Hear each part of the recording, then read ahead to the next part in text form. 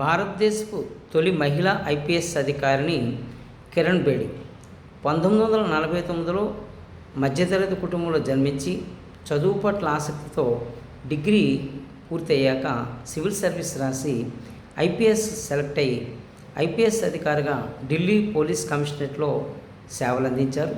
తర్వాత Tihar jail inspector జనరల్గా సేవలు అందించి అక్కడ ఉన్నటువంటి ఖైదీల్లో సత్ప్రవర్తన అలవడేటట్లు వారు కూడా సమాజానికి పనికి వస్తారంటూ సమాజంలో నిరూపణ చేశారు.